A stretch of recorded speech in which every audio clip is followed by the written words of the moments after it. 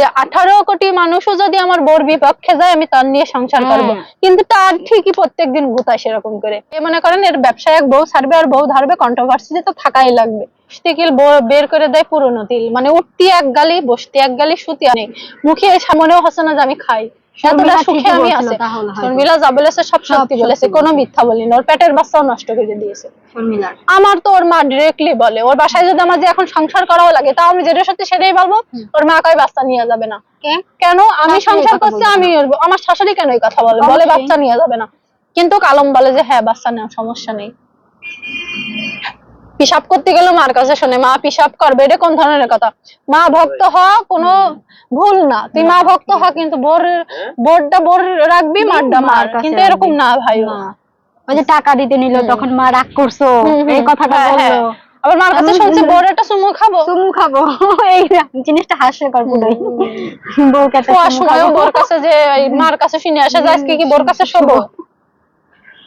আসলে মানুষটা দেখতে তো দেখা যায় খুবই ভালো, চকচক করলে শোনা হয় না, এটা শুনেছেন? আর হাতে 5টা আঙ্গুল এক না। আমি অনেক গালাগালি করেছি পুরুষদের নিয়ে, পুরুষ বেশ্যা বলছে, আমি কিন্তু দুনিয়ার সব ছেলেদের বলিনি। আমি বলেছি কিছু কিছু পুরুষ, মানে যারা এরকম বউ ব্যবসা করে, বউ ছাড়ে আর ধরে, তাদেরকে নিয়ে আমি বলছি। সব কন্টেন্ট ক্রিয়েটাররা যে বউ ছাড়ে আর ধরে তা কিন্তু না। অনেকেরই এক বউ নিয়ে তারা ভিডিও করে টাকা ইনকাম করে, বউ বাচ্চা নিয়ে কিন্তু ভালো আছে।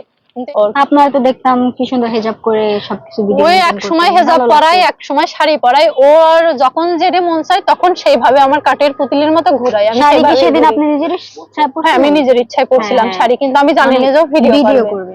আমি টাকা দিল 50,000 টাকা দিল, 50 না 85,000 টাকা দিল, কিন্তু সে টাকা আবার নিয়ে নিয়েছে। নিহাল নাকি জানি আপনার ছেলের নাম, ওকে দিতে মনে হয় 25,000, আপনাকে দিতে 50,000 টাকা নিয়ে নিয়েছে, আবার টাকা দিইনি। আমরা তো ভাবছি মানে টাকা দিচ্ছে।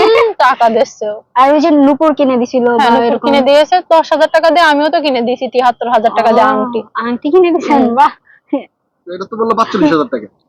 এটা তো বললো না 45,000 টাকা।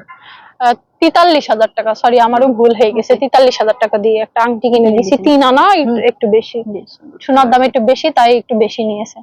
আপনি নাকি সবকিছু রাগারাগি করলে ভাঙ্গা ফালান, এটা করেন সেটা করেন, ওই যে স্বর্ণকারের দোকানে। কে বলেছে? ওই রকম আমার শিখাই দিয়েছে, আমি বলিছি, ও ভেঙে আমার দোষ দেয়। বলতেছে আমার আইফোন ভেঙে ফেলেছে, ল্যাপটপ ভেঙে ফেলেছে, ওকে একটু বুঝান। সব ভেঙে বললো না, ভেঙে ফেলার কাজ করিস তা কি করবে? বোর বা মানুষের সামনে অপমান করে, অকথ্য ভাষায় গালাগালি দিয়ে, তা আমি তো ছেড়ে দেবো নাকি? আমি একেবারে পুরো নষ্ট হয়ে গেছি পুরো দুনিয়ার কাছে। যখন নষ্ট হয়েছি আমার আর ভালোর দরকার নেই। সংসার তো পায় জড়াই ধরি রাত্রি, কই যে যা ভুল হয়েছে, তুমি তো মেনে নিয়েছো, সবার কাছে বলেছো। তার পিটির পারে কিলচর লাথি, মুখের ভাষা তো আছেই। লাথি কিলচরে আমার কোনো সমস্যা নেই, মুখের ভাষা তো ঠিক করবি ভাই। কিসের ভালো? সেদিন কি কয় সরি কাজে ডেকে নিয়ে আসিল, কাজে কষ্টে যে আলম হাসান যদি আমি আগে জানতাম কোনোদিন আসতাম না, আমার মাফ করে দাও।